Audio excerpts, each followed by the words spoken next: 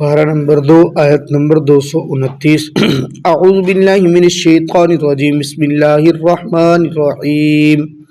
فَإِن طَلَّقَهَا فَلَا تَحِلُّ لَهُ مِن بَعْدُ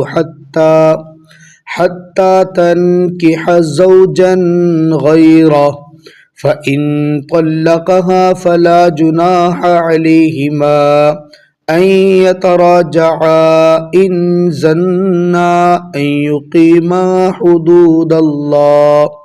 وتلك حدود الله يبينها لقوم يعلمون فإن طلقها پس اگر طلاق دے دی مرد نے اس عورت کو فلا تحل له پس نہیں ہوگی حلال وہ عورت اس مرد کے لیے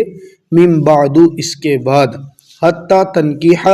یہاں تک کہ نکاح کر لے وہ زوجن غیرہ اس مرد کے علاوہ کسی اور مرد سے فَإِن طَلَّقَهَا پس اگر طلاق دے دی مرد نے اس عورت کو فَلَا جُنَاحَ عَلَيْهِمَا پس کوئی گناہ نہیں ہے ان دونوں کے اوپر أَن يَتَرَاجَعَا یہ کہ رجوع کر لے وہ دونوں ان ظنا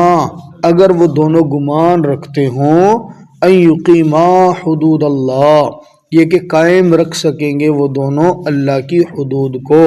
وتلک حدود اللہ اور یہ اللہ کی حدود ہیں یبینھا بیان کرتا ہے اللہ ان کو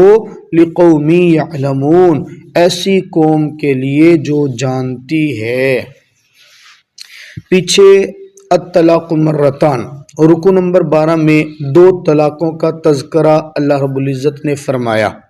کہ 2 طلاق رجعی جب کوئی شخص اپنی بیوی کو دے دے تو اس کے بعد وہ عدت کے اندر رجوع کر سکتا ہے، پہلی طلاق کے بعد بھی دوسری طلاق کے بعد بھی۔ اب الطلاق مرتان کا تعلق فَإِن طَلَّقَهَا کے ساتھ اس آیت کے ساتھ ہے۔ درمیان میں اللہ نے الطلاق مرتان ذکر کر کے خلا کا تذکرہ کیا، دوسری باتیں آ گئی، اب پھر دوبارہ اسی بات کو ذکر کر رہے ہیں۔ یہ فَإِن طَلَّقَهَا کے اوپر ان کے اوپر لفظ فا ہے نا، عربی لغت کے اعتبار سے یہ فا ایک ایسا لفظ ہے جو کنیکشن جوڑتا ہے، بتاتا ہے کہ میرا تعلق پیچھے کسی کلام کے ساتھ ہو رہا ہے،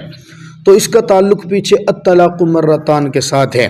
کہ 2 طلاقیں پہلے دے دی ہیں، تیسری پھر مرد دے دے۔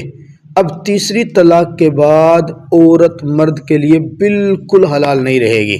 نہ تو وہ مرد اس عورت سے عدت کے اندر رجوع کر سکتا ہے اور عدت کے بعد تو ویسے ہی نکاح ختم ہو جاتا ہے۔ اب اگر یہ بیوی اپنے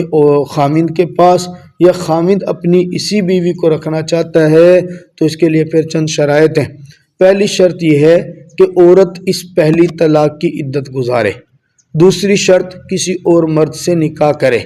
تیسری شرط اس مرد کے ساتھ میاں بیوی والا تعلق بھی قائم ہو، چوتھی شرط پھر اس دوسرے خامند سے طلاق بھی لے، پانچویں شرط پھر اس کی عدت بھی پوری گزارے اور پھر دوبارہ یہ پہلے خامند کے پاس آ سکتی ہے۔ اس کو جو عرف عام کے اندر کہا جاتا ہے حلالہ کروانا، وہ حلالے کا لزوم اور ثبوت یہاں اس آیت سے ہے۔ اب حلالے کے اندر دوسرے خامند کے ساتھ پورے حقوق زوجیت ادا کرنا ضروری ہے۔ بعض لوگ یہ سمجھتے ہیں کہ اگر تیسری طلاق ہو گئی ہے تو بس دوسرے مرد سے صرف نکاح کرنا کافی ہوگا، صرف نکاح کرنا کافی نہیں ہوتا بلکہ حقوق زوجیت ادا کرنا وہ انتہائی ضروری ہے۔ فَإِن طَلَّقَهَا فَلَا جُنَاحَ عَلَيْهِمَا إِن يَتَرَاجَعَا اس آیت مبارکہ میں بتایا جا رہا ہے 3 طلاقوں سے کم اگر ہے، جیسے پیچھے خلا کی بات ہوئی تھی، یا اسی طرح 1 طلاق اور 2 طلاقوں کی بات، 3 طلاقوں سے کم اگر ہے، 1 طلاق دی ہے، 2 طلاقیں دی ہے، میاں بیوی اگر عدت کے اندر یہ گمان کرتے ہیں کہ ہم سے جو غلطیاں ہوئی ہیں ماضی میں وہ تو ہو گئی ہے، اب ہم مستقبل کے اندر باہمی ایک دوسرے کے حقوق ادا کریں گے، ان حقوق کو اللہ رب العزت نے قرآن پاک میں حدود کے ساتھ ذکر کیا، ان یقیما حدود اللہ، کہ وہ دونوں اللہ کی حدود کو قائم رکھ سکتے ہیں۔ اللہ کی حدود سے مراد شوہر کے हुकूक बीवी पर और बीवी के हुकूक शोहर पर। अगर वो हुदूद को, हुकूक को पूरा कर सकते हैं तो फिर वो रुजू कर सकते हैं। और रुजू वाली सूरत मैंने पहले भी जिक्र की, बस ज़ुबान से ये कह देना कि आप मेरी बीवी हैं, मैं आपका शोहर हूँ, ये भी काफ़ी है। या इसके अलावा 2 आदमियों के सामने, 3 आदमियों के सामने, यानी गवाहों के सामने कह दे ये मेरी बीवी है, बीवी को पता भी ना हो, तब भी रुजू हो जाएगा। ये जाके उसके साथ बोसो किनार कर ले,